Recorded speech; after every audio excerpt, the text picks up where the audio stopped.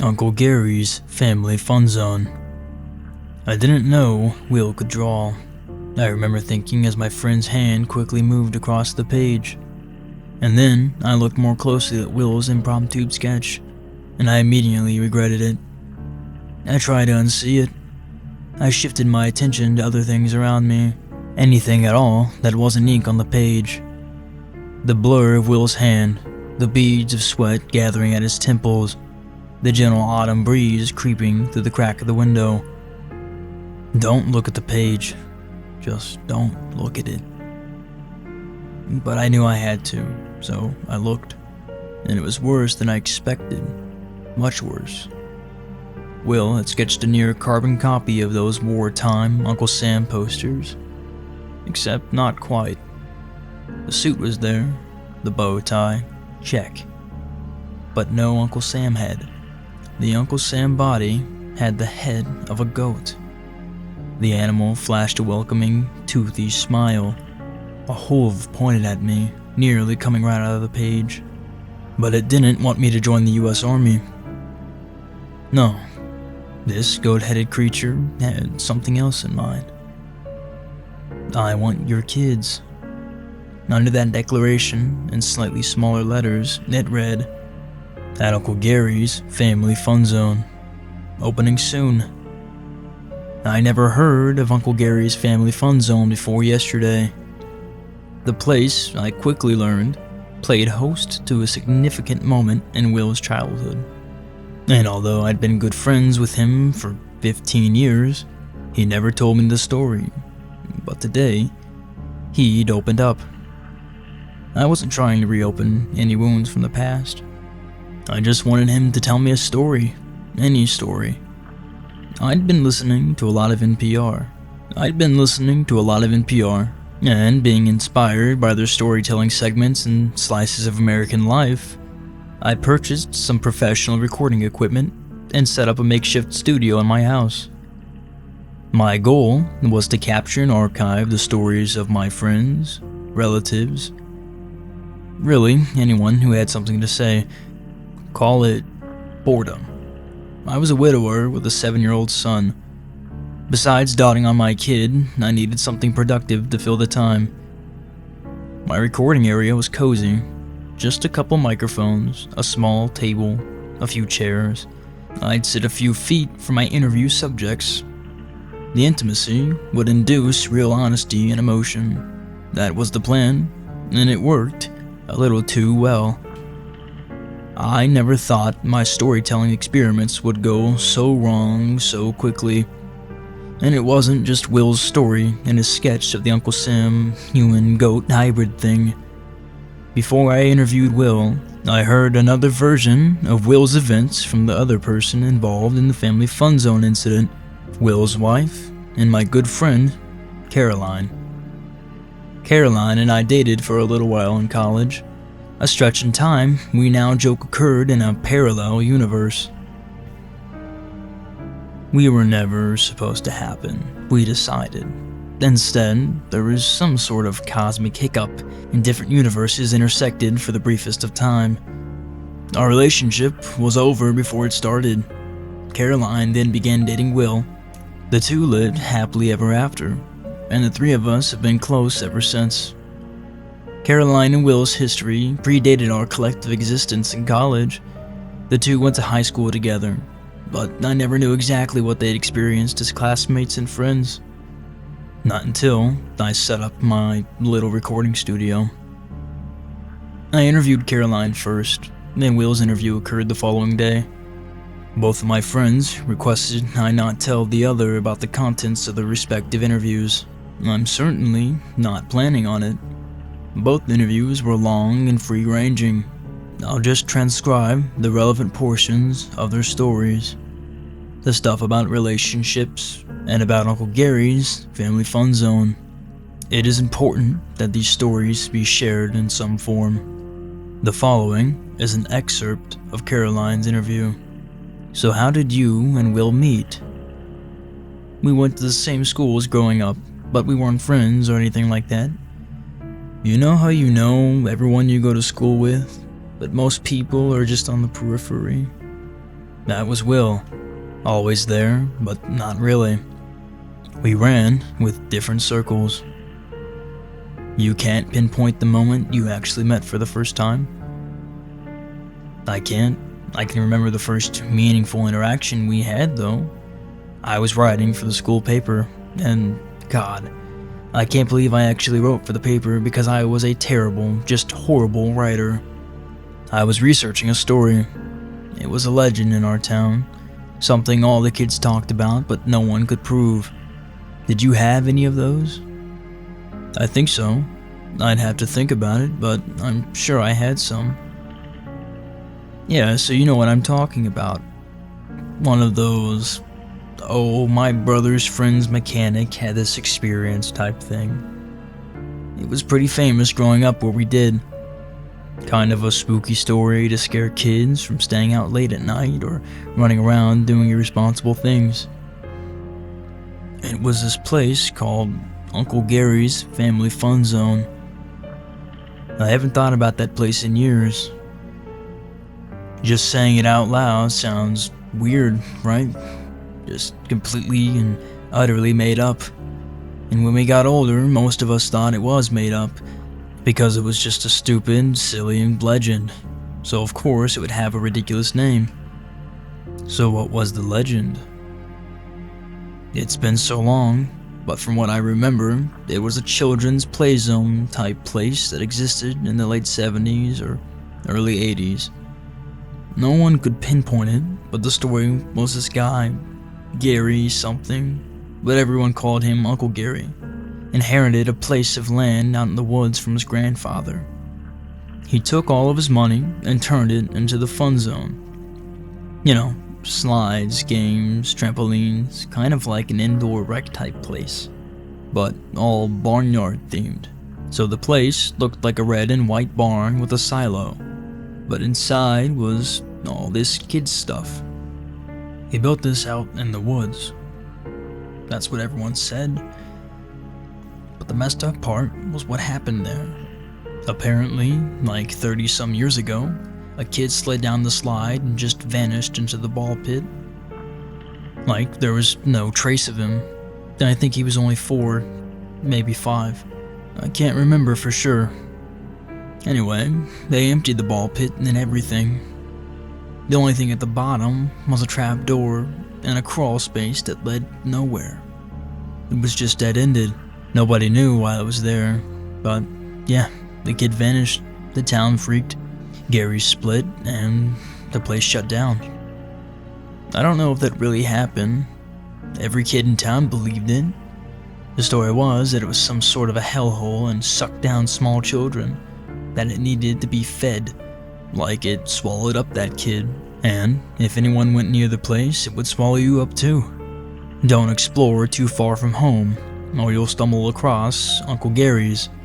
But you get past middle school, and you think it's all bullshit. But yeah, so I decided to write about Uncle Gerry's, and Will heard about it. He joined the newspaper club because he wanted to help. I think he just wanted to spend time with me. But he helped me with my research. We talked to people. I looked at old newspapers, spent a lot of time in those creepy library stacks. That's where Will held my hand for the first time. That was way back when we were still young, but I digress. We didn't find anything. Nothing. There was no record of the place. We even talked to the police department. They had nothing. Did they know what you were talking about? Oh yeah, everyone had heard of Uncle Gerry's, and everyone was really nice about helping us. But nothing factually existed. My article was going terribly. It was all dead ends. To be honest, I don't know what I expected though. I just thought it would be a cool article. So, I had a lot of interviews of people telling the stories. And I was gonna write this oral history type article, but then I haven't thought about this in years. But Will came to me. He said he knew where the fun zone was. He said he had directions. Will said that it was real and that he knew where to find it. He said it was out in the woods, down some roads that weren't on the maps. How did he get those directions? It's been so long, I honestly can't remember. Did they fall out of some ancient book at the library? I have no clue.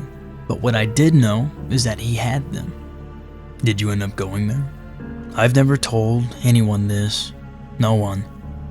I can't believe I'm telling you right now. Will and I haven't talked about it since it happened.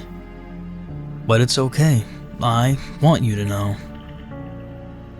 I want you to know. It wasn't supposed to be there. It just wasn't. What happened was Will was gonna go there first to make sure it was safe, and I'd meet him there later on. And I did. I followed the directions perfectly, down all these forgotten dirt roads that used to be real roads. Right turn at a rock the size of a Volkswagen, go 3/4 of a mile and take a left at the pine tree with a downed limb, just stuff like that. All landmark stuff. But the directions were perfect. I drove for what felt like forever down this bumpy road, and it just ended. Nowhere else to go, and there was Will, standing at the side of the road next to his car, hands jammed in his pockets. Then he had this look in his eyes. He just looked different. It's almost like after that night there were two Wills. The first Will, who had worked on the story, helped me research and held my hand in the library. He was so sweet, just so shy, tender, innocent. But after that night, he changed forever. Like he never looked at me the same way again. And we've been married for 9 years, and together since junior year of college, so 13 years. And he's never looked at me the way he looked at me in the basement of that library back in high school. It was that night at the fun zone that changed him, I know it. It was that exact night. Have you ever thought about us, like, what if our parallel universe had fully intersected forever with the real one, and we were together? It's just me and Will. 9 years, no kids, no babies. And he just doesn't look at me like he's supposed to. He's supposed to give me a baby, and we're supposed to be living this love story, but something went wrong. And it all started that night. That night, I pulled off to the side of this dirt road that no one had driven on in probably decades. And like I said, Will just seemed different. I asked him if he'd found it, and he said that it was there. Uncle Gerry's family fun zone was there. Will grabbed 2 flashlights from his car, and we followed a path through some brush. Then it kind of emerged before us, nestled in the trees. The barn, the silo, everything. It was so strange. It was almost like it materialized, if that makes sense. And there was this picket fence around the place, and each board was painted either yellow, green, or light purple, and it held up better than it should have. The paint should have completely peeled off, or maybe the whole thing should have fallen down, but it was in good shape. It was unusual, but, I mean, we did come all that way, right? The main entrance was this huge wooden double door, probably 15 feet high, and above it was the sign, Uncle Gerry's Family Fun Zone, with this picture of a cartoon farmer with a piece of straw hanging from his mouth, and the sign had been vandalized.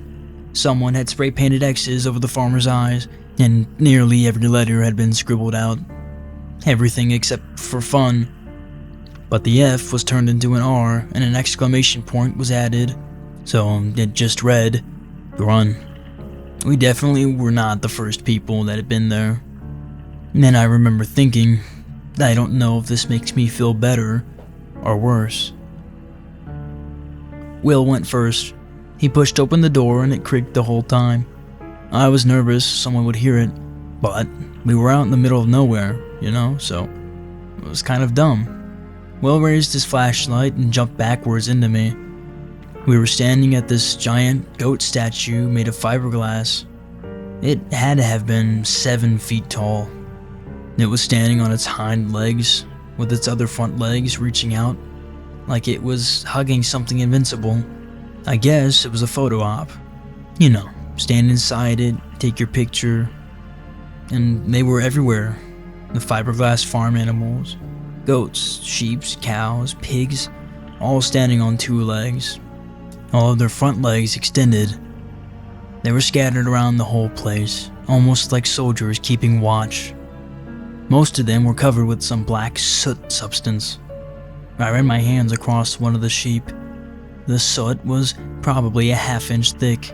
I still remember it trickling through my fingers. It was wet, almost gooey. I honestly don't know what it was. Other than that, there were slides. They were everywhere. Slides, jungle gyms, swinging bridges, a basketball court. We crept around for, I don't know for how long. We just didn't believe it was real. And it was just too dark and utterly silent. We got turned around so many times. It was like we were going deeper and deeper. And I know this doesn't make sense, but it felt like we walked longer than we should have. Like this place was bigger on the inside than it looked on the outside. At one point, I remember looking back at Will and saying, "It's like a maze in here." And right at that moment, we almost ran into a sign that said, "Uncle Gerry's Amazing Cornstalk Maze." We were right at the entrance to a maze, but it wasn't made out of corn. The walls were wooden with cornstalks painted on them, and there was no way we were going in there. Not a chance.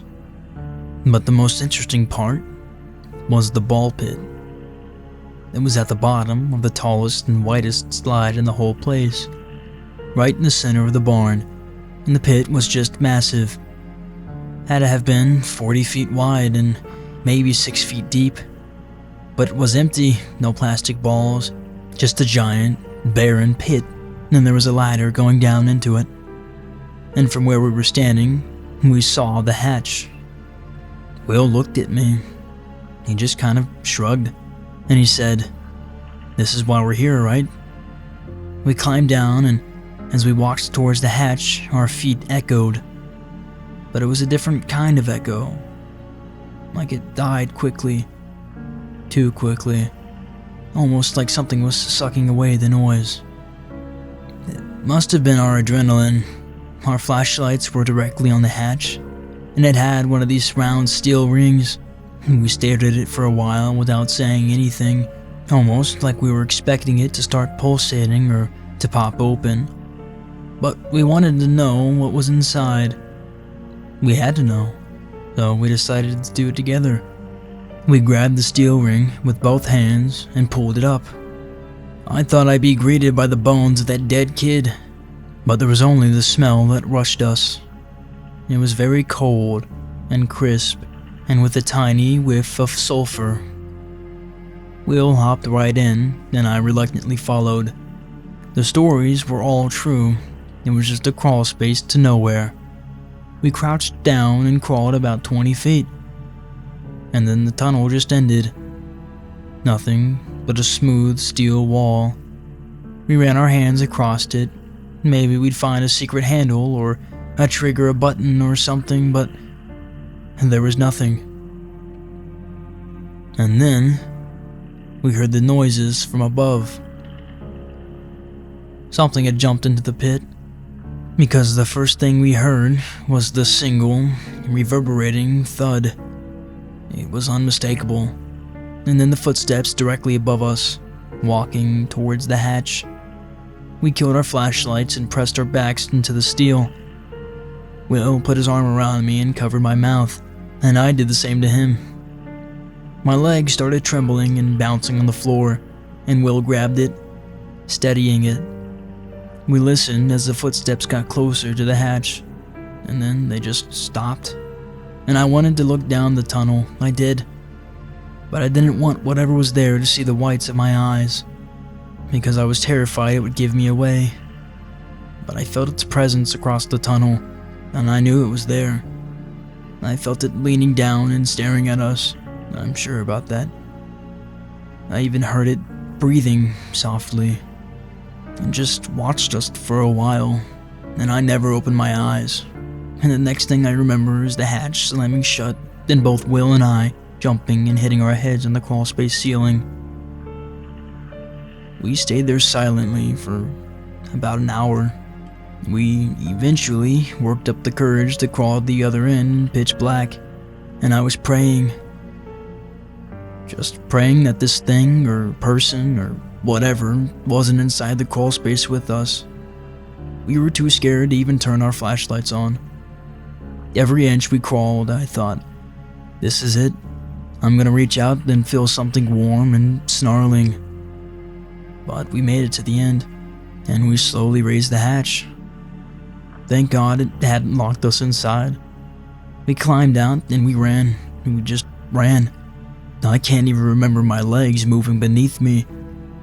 I remember it being, I was in the crawl space, now I'm outside, now I'm at the car. And just like that, we were safe. After that, Will followed me to my house. We promised each other to never talk about it again. We were done. No article, no nothing.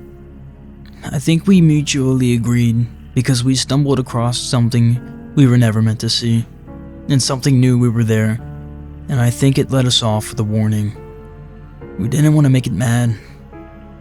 We were given a second chance. You keep calling it. Is there a reason for that? Just a hunch. Just the sounds it made when it walked, the vibe it gave off. It didn't feel human. I honestly can't believe you haven't talked about this since high school. You or Will haven't brought it up. Not once. I love Will, but it changed him. It changed me. How long has it been since Grace died? 15 months. And you two didn't have secrets or things you didn't talk about? We talked about everything, at least for my part. And I'm sure she wasn't keeping anything from me. What's that like, to have a marriage like that, then a child to love? I think what we had was rare. And as for Tyler, he's my everything. He's my world. Do you ever think... I turned off the recording. Caroline was traveling down a road that I had no interest in going. She left shortly thereafter, making me promise to not share anything with Will. I gave her my word. At one point, I dropped the digital recording of her interview in the trash icon and hovered over the empty button for a few seconds. But I couldn't do it. I dragged it back to a folder on my desktop. Will came in the next day for his interview. It began, plainly enough. The first 20 minutes focused on his grade school years, his baseball playing days in college, and his love of 80s action movies. Nothing revelatory, nothing deep. But that quickly changed. The interview direction veered towards love and marriage. I tried to avoid it, but it came up organically. Will hesitated, contemplating. I'd hoped we'd detour right around it, but he looked at me sharply in his eyes and asked me if I had heard of Uncle Gerry's Family Fun Zone. I lied, and I told him that I hadn't. He grabbed a sheet of paper from my desk and sketched out the Uncle Sam type flyer from the Cursed Children's Fun Zone. That's where the interview excerpt kicks in. I was sitting in class, I think it was Spanish, and I looked over, and this beautiful girl in the row next to me is furiously scribbling in her notebook, and she's drawing this. Will holds up the sheet of paper. I can't explain it, but I was drawn to it. There was something about it. So I stopped her after class, and I asked her, "What's Uncle Gerry's Family Fun Zone?" Because I'd never heard of the damn place. Was it a place in town? That's the thing. It apparently was some kid's play area type place in the 1970s, and some little kid drowned in a ball pit, if that makes any sense. Caroline told me the whole story, saying it was the most famous legend in our town, and she was writing a newspaper about it, but I'd never heard of it. I asked all my friends, my parents, teachers, and I always got the same response. What are you talking about? And that made me more curious. Is this beautiful girl putting me on? Or does she have a wild imagination? Because according to Caroline, this legend was as famous as Bigfoot or the Loch Ness Monster, whatever. Are you sure you weren't asking the right people? Google it. You'll find absolutely zero about Uncle Gerry's family fun zone. And if a legend is that famous, wouldn't it have some presence on the internet nowadays? Anything at all, 0 results. That's pretty incredible. And back then, it wasn't just people I knew. I joined the newspaper club, mainly out of this incredible fascination to find out more about this girl and why she was obsessed with this legend that didn't exist. And we interviewed dozens of people for the story. Historians, cops, librarians. We got a lot of strange looks. No one had ever heard of Uncle Gerry's, and that only made me more curious. Did you guys get together? I know you started dating in college. I didn't know you had a history. Not really. I mean, almost. Caroline had this pull on me that was hard to explain. We were spending a lot of time together, and she was gorgeous and funny and motivated, man. Just motivated to find out more about this Uncle Gerry place. And I liked it. Even when I thought she was maybe a little crazy. I liked it. But she wasn't crazy. So it was real. Here's the thing. We had no clues or leads, and I was just hoping she'd give up, you know? Drop the whole thing and we could start dating and doing normal teenage things or whatever. But one night, shit, I haven't thought about this in forever. I was up late cramming for a test, and I see this bundled up old guy walking down my street, just kind of putzing along, and the guy looks like he's 200 years old, and he stops at the end of my driveway, reaches into his overcoat, pulls something out, and slips into my mailbox. And I was like, what the hell is this, you know? I stand up and he snaps his head and looks right at me. It was freaky. I dive on the floor and don't have the balls to look outside for another 10 minutes. But by that point, he was gone. What did he put in the mailbox? I found out in the morning. It was directions, scribbled on a napkin. Weird ass directions, man. Like drive down this dirt road and look for the tallest tree, then turn right type directions. I immediately knew it had something to do with Uncle Gerry's. I just knew it. Did you tell Caroline? Here's the thing. And this sounds terrible, and I can't believe I'm telling someone. But here's what happened. This Uncle Gerry's thing had been going on for weeks. And I know I said I liked the fact that Caroline was obsessed over it. But things turned weird quick. She kept coming over to my house to hang out, but she didn't seem too interested in me. She was more interested in my brother, who was 2 at the time. And it's hard to explain. It wasn't like a normal, I like playing with your brother thing. It was creepy. The way she looked at him. It was almost like she needed him for something. That she was gonna snatch him. Like we'd come home one day and David would be gone. And it would be because of Caroline. Look, I don't expect you to understand any of this. It doesn't make any sense, but I felt it. I'm telling you, it was real. In my heart, I had this hideous feeling it was all related to this Uncle Gerry's family fun zone obsession. I thought Caroline was looking for the place and was gonna offer up my brother as some form of sacrifice. Just saying it sounds so messed up. You probably think I'm yanking your chain. I mean, this is my wife we're talking about. This is Caroline. It's fine. You don't sound like you're lying. I wouldn't. Not about this. Did you tell anyone? No. They'd probably think I was the crazy one. The whole thing was insane beyond belief.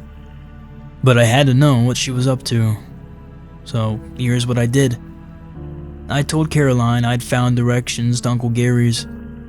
Told her they'd been folded up in some library book about the town's history or something. I gave her directions to the place, then I told her to check it out first. But here's the thing. I gave her the wrong directions. What do you mean? I made them up. Wrote down a bunch of gibberish. They led miles outside of town in the opposite direction. And then I followed my directions, the one the old man left me, and they led me right to it. It was real. This Uncle Gerry place, it was real, man. And it made no sense. And then Caroline showed up. With the wrong directions. I'll never forget it. Seeing her car pull up. She should have been 45 miles away. But here she was. And that's when I knew there was something wrong about her. Something wrong about that old man. Something wrong about that place. It was like Caroline was magnetically drawn to it. Uncle Gerry's family fun zone. It's like it exists because she believes it exists.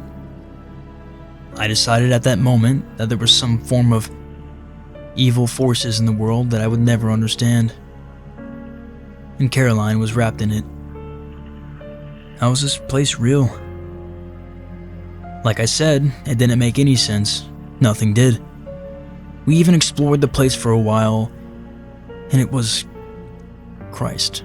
It feels like I'm going back there right now. And I never wanted to go back. Never. That musty smell, those animals that towered over us like monsters. It's just... Well, why don't we end this? I can... No, just a little more. There's some things that you should know. I'd never seen Caroline more excited. I swear she was bouncing around that place, wanting to explore every inch. She even pulled me into some horrifying corn maze I thought we'd never get out of. And then we found it. We found the place where the kid had disappeared. Caroline pulled open this hatch in this enormous, empty ball pit, and we wiggled through this crawl space that dead-ended. And then we heard something. Someone else was inside the barn. We heard its footsteps above us, and it was stomping around. I thought maybe it was the old man, because who else knew where we were? Wasn't the old man? No way. We were huddled up at the end of the crawl space, and my legs were shaking so bad I thought they would spring from my body. Caroline held them down for me. She was just so calm. The hatch opened, and in the dark I saw this figure kind of lean down. It definitely wasn't the old man. It was too skinny. It couldn't have been a person. It just couldn't have. So we stared at it from across this crawl space, and at one point I turned to look at Caroline. And she was watching this thing with this little grin on her face. And that thing kept right on, looking and breathing. And then, all of a sudden, it kind of sniffed the air, like it was smelling us. The voice. God, I'll never forget it. It was this voice that was deep and raspy and terrible all at the same time. It said, "Not young enough." Then it slammed down the hatch, and it was gone.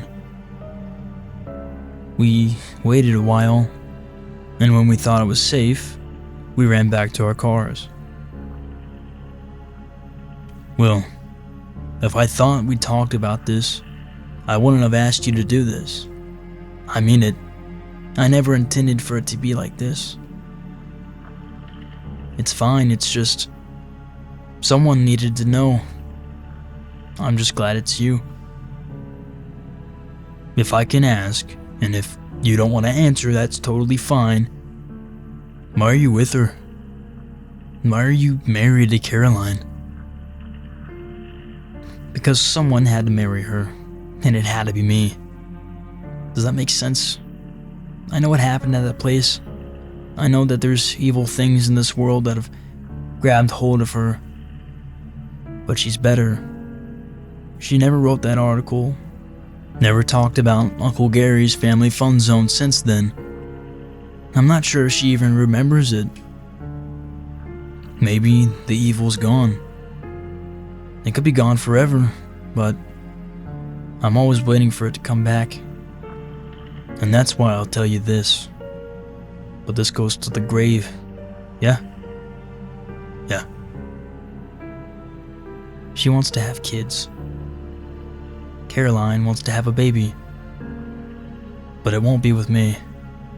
I got a vasectomy years ago. Back in college, actually. I won't give her a baby. Not after everything that I know. But now she wants one more than anything. She'll find out. If you guys do fertility, the doctors will find out. I know. What are you gonna do then? I don't know. I don't know. My original hunch about my interview experiment was correct. There was something about the microphones and tight spaces that elicits honesty. What I experienced with Caroline and Will was the rarest form of honesty, and honestly, I hope to never, ever experience it again. I wanted to rid myself of the entire situation. Even having the audio files just felt wrong. Like I was allowing evil to fester. But then I remembered what Will told me. Someone needs to know. So I spent hours transcribing their interviews, dumped the text file on a USB and tossed it into a box in my closet. I deleted the audio files from my computer and then put my microphones and recorders out to the curb. It wasn't worth it. But the purging didn't cure me. I was haunted by Will and Caroline's stories. And it wasn't the horrific situations they found themselves in as high schoolers. It was the secrets and lies they'd lived ever since. Will and Caroline came over for dinner a few weeks after the interviews, and it was like nothing was wrong. We drank, we laughed. I watched Will touch the small of Caroline's back, and Caroline gently caressed Will's elbow. It all seemed so frighteningly normal. But I knew what they were living with, and it terrified me. The next day, the doorbell rang. It was Caroline. She'd left her sweater at my place and was here to pick it up. It was my first time being alone with her since the interview. I was worried she'd bring up Uncle Gerry's family fun zone or wanting to have a baby. Or she'd again gently broach the topic of me and her and what could have been. Or what could be. I just wasn't sure. I retrieved her sweater from the kitchen and walked her to the front door. I tried to read what was going on beneath her eyes, and I looked for a flicker of that evil that Will said grabbed hold of her all these years ago. I didn't see it. I just saw a lonely, sad woman who wanted more out of life than what she was given. We reached the front door, and Caroline looked over towards my living room. Tyler lay nested into the cushions, lost inside the pages of a fantasy book. Caroline smiled longingly at my boy, and said to no one in particular, "Not young enough."